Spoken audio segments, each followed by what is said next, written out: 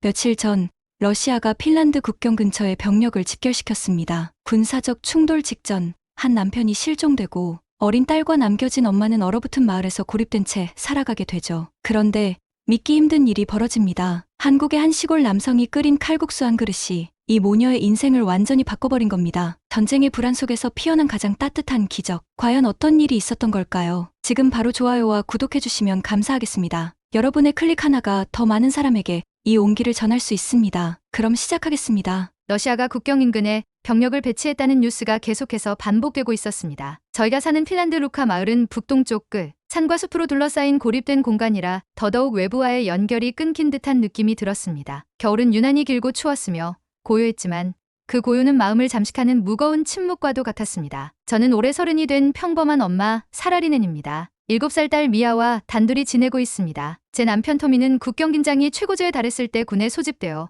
그 후로 소식이 끊겼습니다. 실종 통보를 받은 지 반년이 지났지만 전 아직도 그냥 전파가 안 잡히는 곳에 있는 걸지도 몰라라는 생각으로 하루하루를 버텨내고 있었습니다. 처음에는 딸을 위해서라도 울지 않으려 애썼습니다. 하지만 시간이 지나면서 제 안에 무언가가 점점 무너져 내리는 걸 느꼈습니다. 전기료를 아끼기 위해 난방을 줄이고 하루에 2번만 온수를 쓰기로 정했습니다. 밤마다 옷을 겹겹이 껴입고 미아와 나란히 자리에 들지만 추위보다 더 아픈 건 제 마음속 허전함이었습니다. 감정의 교류조차 사치처럼 느껴지는 날들이 이어졌습니다. 미아는 어느 순간부터 장난감을 꺼내지 않았고 대화도 줄었습니다. 어쩌다 말을 걸면 괜찮아요, 엄마라고만 말하며 저를 위로하듯 웃었습니다. 아이가 아이답지 않게 굴기 시작하면 그건 어른이 어른답지 못했기 때문이라는 생각에 스스로를 자책하곤 했습니다. 남편 토미는 그 국경으로 갔습니다. 국경 충돌 위기가 고조되던 작년 말 예비군이던 그는 군사 긴급 소집 통지를 받고 떠났습니다. 금방 다녀올게, 걱정하지 마. 그 말이 마지막이었습니다. 그 후로 토미는 돌아오지 않았습니다. 어디에 있는지도 모릅니다. 죽었다는 확정도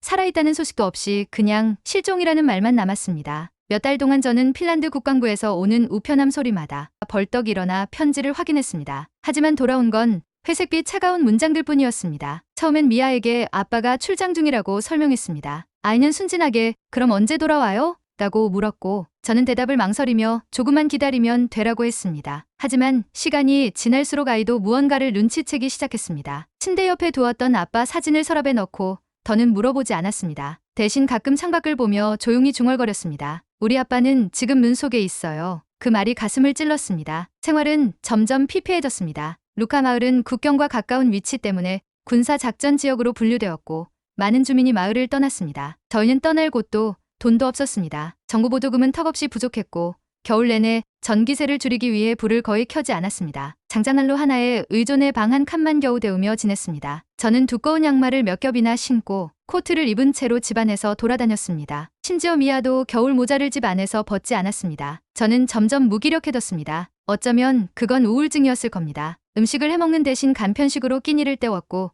제 자신을 돌보는 걸 포기했습니다. 거울도 안 보고 머리도 자르지 않았습니다. 사람들과의 연락도 모두 끊었습니다. 제 인생에서 색이라는 게 사라진 것 같았습니다. 그런 저에게 어느 날 뜻밖의 연락이 왔습니다. 지역복지기관 소속의 사회복지사 마리아 씨가 방문했습니다. 그녀는 저와 미아의 건강 상태를 확인하고 NGO에서 진행하는 영상 교류 프로그램에 참여해보는 건 어떻겠냐고 물었습니다. 외부 세계와의 작은 연결이 도움이 될 수 있어요. 단순한 영상이지만 마음을 환기시킬 수 있답니다. 그녀는 그렇게 말했지만 저는 냉소적인 웃음을 지으며 고개를 저었습니다. 솔직히 말해 영상 하나로 이 현실이 바뀔 거라 믿지 않았습니다. 그리고 누군가의 행복한 일상을 보는 것이 저에게는 독이 될 것 같았습니다. 며칠 후 미아가 저녁 식사 후 제게 조용히 말했습니다. 엄마, 다른 나라는 진짜로 따뜻할까? 그 말에 저는 아무 대답도 하지 못했습니다. 그리고 그날 밤 조용히 태블릿을 켜고 NGO에 참여 신청서를 보냈습니다. 다음날 NGO 초대장이 도착하였습니다. 프로그램에는 세계 각국 사람들이 올린 영상들이 올라와 있었습니다. 어떤 이는 바닷가를 걷는 모습을, 어떤 이는 고양이와 놀고 있는 모습을 올렸습니다. 처음엔 그냥 무표정하게 넘기고 있었는데 어느 순간 하나의 영상에서 손이 멈췄습니다. 화면 속 어떤 남자가 부엌에서 반죽을 하고 있었습니다. 한국이라는 나라, 충청남도라고 했습니다. 그 남성은 평범한 옷차림으로 밀가루 반죽을 쭉쭉 펴고 있었습니다. 아주 느린 속도였습니다. 칼로 반죽을 자르기 전 그는 말했습니다. 춥고 마음이 힘들 땐 칼국수 한 그릇이면 됩니다. 그 말에 저는 이유도 모르게 울었습니다. 그 따뜻하고 투락한 말 한마디가 제 마음의 얼음을 깨부수기 시작했습니다. 화면 너머로 퍼지는 국수의 김, 칼국수를 먹는 마을 사람들의 웃음소리. 그 당면들이 전혀 모르는 나라에 전혀 모르는 사람이었음에도 제 마음을 깊숙이 흔들었습니다. 다음 날 저는 아주 오랜만에 주방에 불을 켰습니다. 태블릿을 옆에 두고 영상을 재생하며 칼국수를 흉내내어 만들었습니다. 밀가루는 뭉치고 면발은 불규칙했지만 국물에서 올라오는 김이 주는 그 온기 하나로도 충분했습니다. 미아에게 국수를 내밀자 아이는 조심스럽게 한 입 먹더니 입가에 미소를 지었습니다. 엄마, 이거 따뜻해요. 그 순간 저는 무너졌습니다. 아이에게 따뜻함을 느끼게 해준 게 몇 달 만인지 기억조차 나지 않았습니다. 그날 밤 저는 태블릿을 켜고 영상 편지를 남겼습니다. 안녕하세요. 저는 핀란드 루카에서 사는 사라입니다. 오늘 당신이 알려준 칼국수를 만들어봤습니다. 제 딸과 저는 정말 오랜만에 따뜻한 음식을 먹었습니다. 그 한 그릇이 정말 마음을 녹였어요. 고맙습니다. 영상은 그렇게 끝났습니다. 전송 버튼을 누른 후 저는 창밖을 바라보며 조용히 기도했습니다. 그 작은 영상 한 편이 어쩌면 우리 인생을 바꿀지도 모른다고. 영상 편지를 보낸 지 이틀 뒤 태블릿 알림음이 조용히 울렸습니다. 저는 크게 기대하지 않았습니다. 어쩌면 자동응답일지도 모른다고 생각했습니다. 그런데 화면에 나타난 건 정말 그 남성이었습니다. 그는 영상 속에서 제 이름을 또렷하게 불렀습니다. 사라 씨, 미아, 안녕하세요. 영상 정말 잘 봤습니다. 국수를 만들어 주셨다니 너무 감동이네요. 그는 영상 속에서 마을 어르신들과 함께 밥을 먹으며 장작을 패고 바람 부는 들판을 걷고 있었습니다. 충청남도라는 그 시골 마을은 마치 오래된 동화책 속 장면처럼 보였습니다. 영상의 끝에서 그는 조심스레 말했습니다. 혹시 다음엔 어떤 국수를 원하시나요? 제가 또 만들어 드릴게요. 그 순간 저는 화면을 보며 처음으로 소리내어 웃었습니다. 그 말이 너무 따뜻하고 인간적이었습니다. 미아도 화면을 보며 깔깔 웃었습니다. 그녀는 도윤 씨가 영상 속에서 내민 그릇을 향해 손을 흔들며 말했습니다. 한국 고추장이 들어간 국수가 좋아요. 그날 이후 우리는 정기적으로 영상 편지를 주고받기 시작했습니다. 한도윤 씨는 자신이 사는 충청남도 마을의 일상을 자세히 보여주었습니다. 첫눈이 내리는 장면, 뒷산에서 따온 감으로 만든 곶감, 마을 어르신들이 모여 김장을 하는 풍경. 영상 하나하나가 따뜻한 손편지 같았습니다. 그 속의 공기는 분명 겨울이었지만 그 안에 사람들 표정에는 겨울을 녹이는 온기가 있었습니다. 저는 점점 그 영상들을 기다리게 되었습니다. 하루의 마지막 루틴처럼 미아와 함께 소파에 앉아 도윤 씨의 영상을 보는 일이 일상이 되었습니다. 그리고 저희도 짧은 영상을 만들기 시작했습니다. 눈 속에서 미아가 썰매 타는 장면, 미아가 만든 눈사람, 그리고 제가 만든 실패작 같은 수제 비빔국수까지. 그는 그 영상 하나하나에 진심 어린 반응을 보여주었고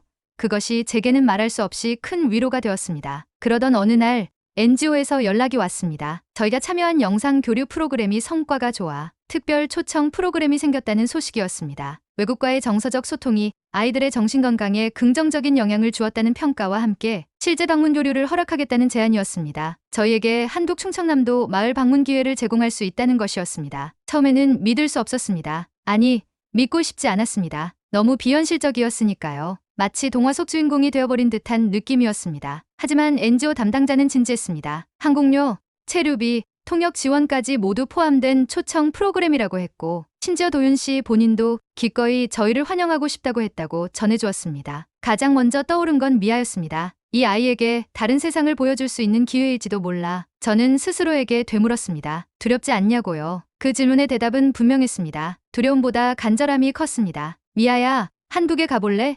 조심스레 묻자 아이는 눈을 동그랗게 뜨고 말했습니다. 도윤 아저씨네 마을이요? 진짜요?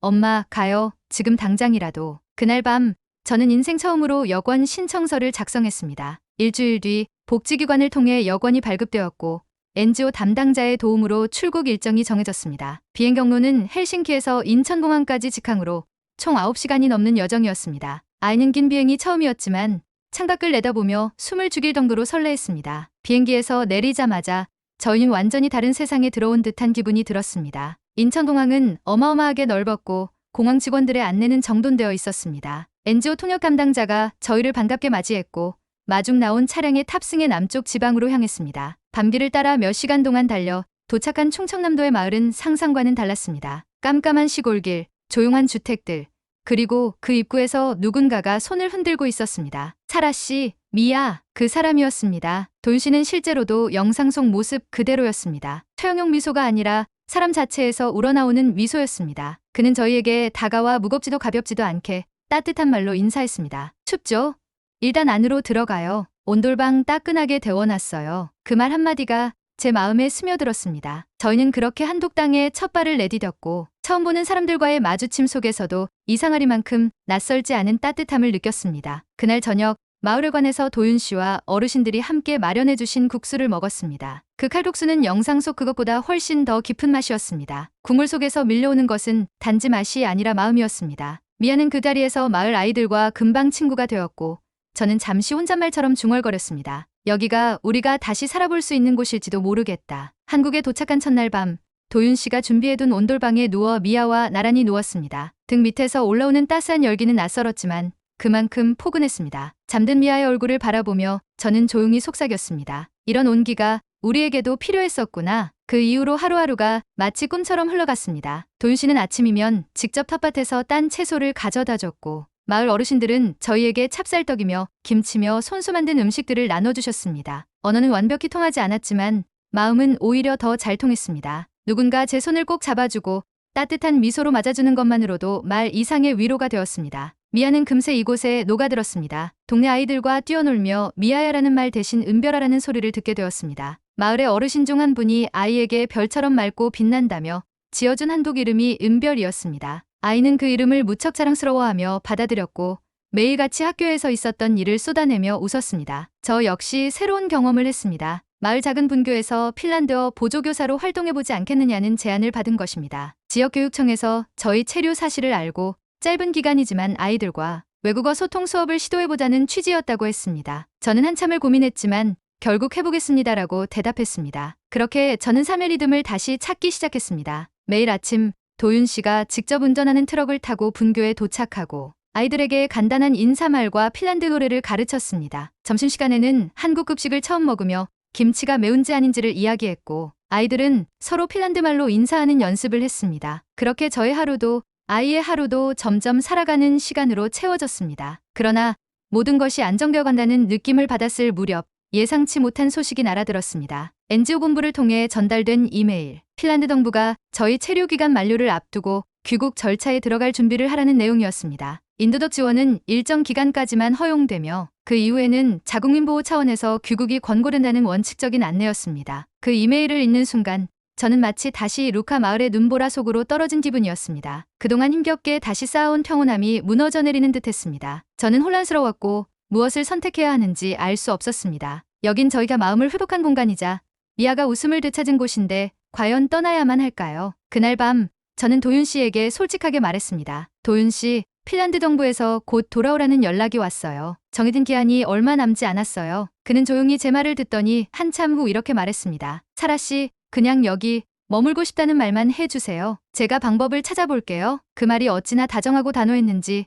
저는 고개를 숙이고 말았습니다. 마음속에서 벽처럼 솟아있던 두려움이 조금씩 무너지기 시작했습니다. 며칠 뒤 마을 회관에서 작은 문화축제가 열렸습니다. 미아는 은별이라는 이름으로 무대에 섰습니다. 아이는 한국어와 핀란드어로 각각 한 곡씩 노래를 부르기로 했습니다. 저는 무대 아래서 눈물이 핑 돌 정도로 떨렸습니다. 아이가 그 모든 언어와 감정을 어떻게 받아들이고 있었을지 생각하면 감정이 복잡했습니다. 노래가 끝난 뒤 모두가 박수를 쳤고 미아는 손을 흔들며 말했습니다. 저는 핀란드에서 왔지만 여기가 더 좋아요. 여기서 계속 있고 싶어요. 그 말에 어르신 한 분이 무대 아래에서 말했습니다. 우리가 너 지켜줄게, 은별아. 그 말에 저는 눈물을 참지 못하고 흐느끼고 말았습니다. 이 작은 시골 마을이 우리를 안아준다는 게 믿기지 않았습니다. 너무도 인간적이고 따뜻했습니다. 이후 도윤 씨는 마을 이장님, NGO 관계자, 변호사들과 함께 방법을 모색하기 시작했습니다. 인도적 체류 연장을 위한 서류 준비, 분교 고용 계약서, 마을 주민 탄원서까지 모두가 저희를 위해 움직이고 있었습니다. 그 광경을 보며 저는 생각했습니다. 이곳은 단지 좋은 나라가 아니라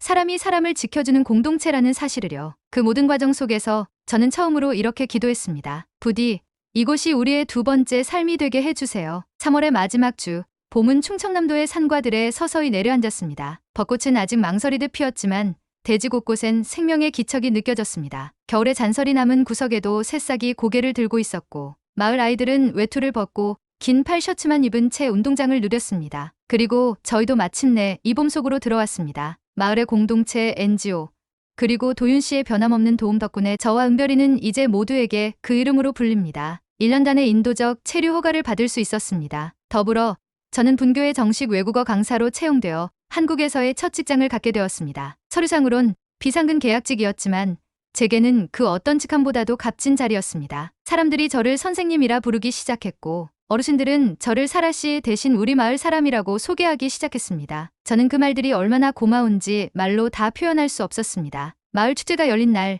은별이는 반 친구들과 함께 무대에 올랐습니다. 한국 전통 노래 한 곡, 그리고 핀란드 민요 한 곡을 나란히 불렀습니다. 양쪽 문화를 자연스럽게 아우르는 아이의 모습에 사람들은 아낌없는 박수를 보냈습니다. 무대 아래에서 저는 눈물을 삼키며 손을 흔들었습니다. 축제가 끝나고 마을 회관 앞에서 따뜻한 잔치국수를 나눠 먹으며 도윤 씨가 제 옆에 조용히 앉았습니다. 이제 정말 우리 마을 사람이 된 거예요. 그는 장난스럽게 웃었지만 그 말의 무게는 가볍지 않았습니다. 저는 그를 바라보다가 고개를 끄덕였습니다. 네, 저 여기서 계속 살고 싶어요. 아이도 그렇고 저도 여기가 우리 집이에요. 그 말이 끝나자 도윤 씨는 말없이 제 손을 잡았습니다. 따뜻했습니다. 오래전 핀란드 루카에서 느꼈던 끝없는 추위와는 전혀 다른 온기였습니다. 사람의 손으로 전해지는 믿음, 사랑, 그리고 연대감. 며칠 뒤 도윤 씨는 저를 데리고 산중턱에 있는 작은 터를 보여주었습니다. 오래된 헛간이 있는 그 자리는 마을에서도 꽤 높은 곳에 있어 전체를 내려다볼 수 있는 곳이었습니다. 여기요. 원래 저희 할아버지가 쓰시던 땅인데요. 헛간은 허물고 작은 집 하나 지을까 해요. 사라 씨랑 은별이랑 셋이서 살 수 있는 집. 그의 말에 저는 아무 대답도 하지 못했습니다. 목이 메어 말이 나오지 않았습니다. 그저 고개만 천천히 끄덕였습니다. 처음으로 미래라는 단어가 선명하게 그려졌습니다. 어두운 터널의 끝이 아닌 햇살 가득한 들판 위에 세워질 작은 집. 도윤 씨와 저, 그리고 은별이 함께 웃으며 살아갈 공간. 몇 주 후 마을 공방에선 작지만 정성 가득한 결혼식이 열렸습니다. 하얀 드레스도 성대한 꽃장식도 없었지만 마을 사람 모두가 가족처럼 모여 저희를 축복해 주었습니다. 은별이는 저의 손을 꼭 잡고 엄마, 우리 진짜 가족이 된 거예요? 라고 물었습니다. 저는 도윤 씨를 바라보며 미소 지었습니다. 그래, 이제 진짜 우리 집이야. 이후 도윤 씨와 저는 마을 어르신들의 도움을 받아 작은 식당을 열었습니다. 핀란드식 빵과 수프, 그리고 도윤 씨의 손맛이 담긴 칼국수를 함께 내는 식당. 이름은 미아가 지어줬습니다. 따뜻한 숲이라는 뜻의 핀란드어 란민 메사, 그리고